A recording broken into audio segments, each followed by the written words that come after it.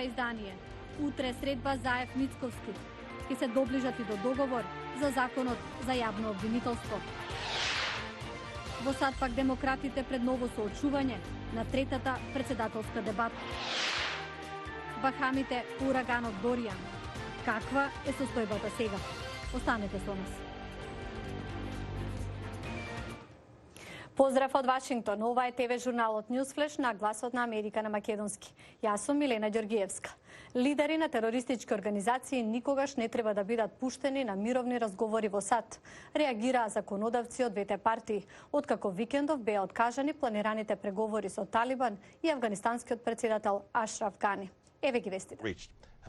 Иако државниот секретар на САД Мајк Помпео вчера изјави дека Трамп ја направил вистинската одлука да ги повика на мировни разговори талибанските лидери, законодавците сметаа дека состанокот никогаш не требало да биде закажан. Демократскиот сенатор Боб Менендес од Комисијата за надворешни работи изјави дека состанокот е уште еден пример за надворешната политика на администрацијата на Трамп, која е фокусирана на Трамп како личност, а не на стратешки и методолошки напори за создавање мир. Републиканскиот конгресмен Адам Кинзингер на Твитер напиша: лидери на терористички организации никогаш не треба да бидат пуштени во нашата прекрасна држава. Помпео пак ја брани надворешната политика на Трамп, нарекувајќи ја тешка, а не неискусна.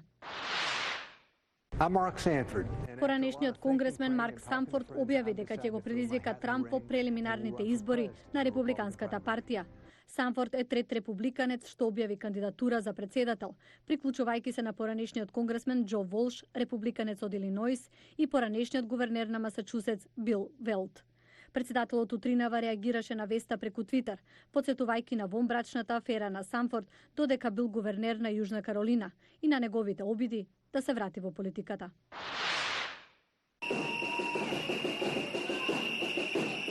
Повеќе од 1000 лица, вклучувајќи го и американскиот амбасадор и неколку други западни дипломати, вчера маршираа во Сараево на првата парада на гордоста во Босна.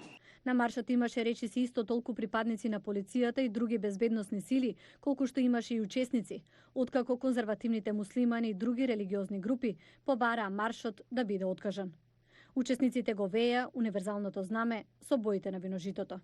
Иако босанската влада ја забранува дискриминацијата врз основа на сексуална ориентација, истополовите бракови и посвојувањето се уште не се формално дозволени. Ке има ли поместување во разликите околу законот за јавно обвинителство на утрешната средба Заев Мицковски? Владимир Мирчевски за очекувањата. Утре вечер во собранието ќе се одржи долго најаваната средба меѓу Зоран Заев и Христијан Мицковски. Цел на состанокот е да се надминат разликите за законот за јавно обвинителство со кој се решава и иднината на СЈО. Лидерите на СДСМ и на ВМРО ДПМН ќе бидат придружувани од соработниците кои се инволвирани во меѓупартиските разговори за законот. Од владата информираа дека тема на средбата ќе биде законот, а од текот на состанокот ќе зависи дали ќе се разговара и за други прашања како на пример предвремени парламентарни избори, сценарио за кој јавно притиска опозицијата. ВМРО ДПМН се надева на конструктивна средба. Да покаже сериозност за моментот, сериозност кон прашањето и да се избегне на практика секој исчекор понатаму да биде дека не важи, да го фати за евизмот и да се вратат на почетните ставови. Дали сте спремни за компромис со власта околу законот за јавно обвинителство? ВМРО ДПМН и досега покажала дека се што е во интерес на Република Македонија и на граѓаните на Република Македонија активно учествувала и придонесувала кон подобрување на состојбите и кон напредок на државата во евроатлантските интеграции. Тоа не е безусловно и не може да се поддржи било каков законски текст, само и само да се каже дека е донесен законски текст. Потврди дека за ВМРО ДПМН е прифатливо префрлањето на предметите од специјалното во јавното обвинителство, чекор што во петокот го потврди јавниот обвинител Јовески. За опозицијата спорно е дека тоа се прави со документ потпишан од притвореничка Катица Јанева, која од шутка побара преземање на предметите од незиното СЈО. Ако утре Заев и Мицковски постигнат консензус за отворените прашања, тогаш може да се очекува усвојување на законот, а со тоа идниот формат на СЈО во наредните денови.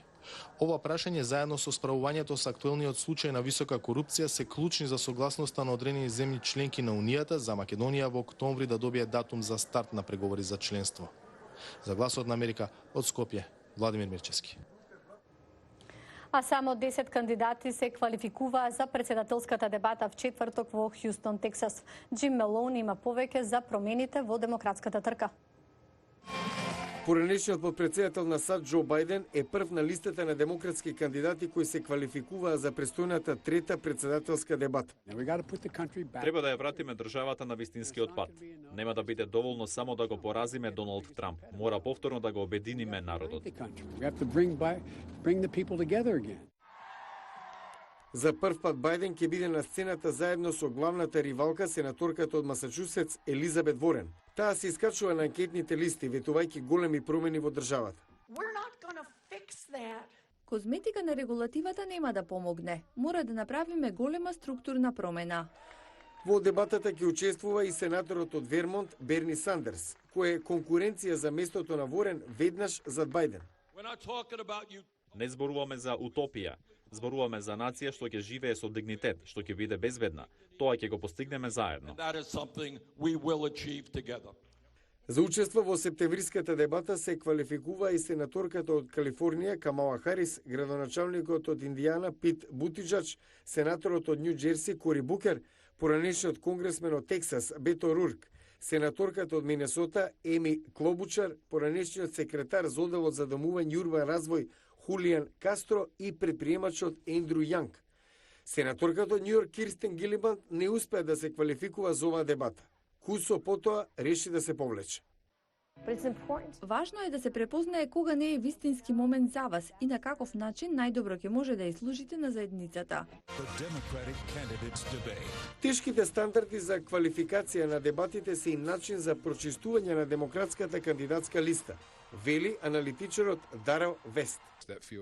Листата ќе почне да се намалува на есен и како што се доближува времето за номинација во февруари во Ајова. Од третата дебата отпадна и гувернерот од Монтана Стив Булок, конгресменката од Хаваи Тулси Габард, како и активистот за животна средина Том Стејер. Десетици мртви, урнати згради, превртени возила и уништени автопати. Ова е балансот од ураганот Дориан кој ги погоди Бахамите изминативе денови. Спасувачките екипи се уште трагаат по преживеани. Ара Шарабасади за состојбата сега. Водата која се собира од најсеверниот остров Големи Бахами открива разурнати населби. Поголемиот дел од големите Бахами беше под вода, но сега е проодно. Многу домови, бизниси, згради и инфраструктура се сериозно оштетени. Ураганот Дориан, една од најмоќните бури регистрирани досега, ги погоди Бахамите. За 2 дена урна згради, преврте возила и уништи автопати. Бурата помина и сега е време за проценка на штетата, да видиме што треба да направиме. Друг тешко погоден регион се островите Абако. Цели населби сега се само урнатини. Ова се обележија на хуманитарна криза. Нема време за чекање. Некои изгубија се, им треба храна. Мајорот Кларенс Инграм работи за невладината организација Salvation Army на Бахамите, слично како Црвениот крст, и тие носат храна, вода и лекови за настраданите. Се обидуваме да ги ангажираме локалните жители, а не само да им дадеме храна, бидејќи на тој начин ќе заработат и ќе имаат волја да продолжат со напорите да си го вратат животот во нормала. Портпаролот на Обединетите нации изјави дека преку програмата за храна се доставуваат генератори и сателитска опрема, како и 8 тони подготвени оброци за десетици илјади погодени жители. This afternoon, I spoke with President Donald Trump. Председателот Доналд Трамп изрази поддршка и објави американска помош за Бахамите во ова тешко време. Крајбрежната стража на САД досега спаси повеќе од 100 лица и нивни домашни миленици. Благодарам што не гледавте. Останете со нас и на социјалните мрежи. Јас сум Милена Ѓоргиевска. Пријатно до утре.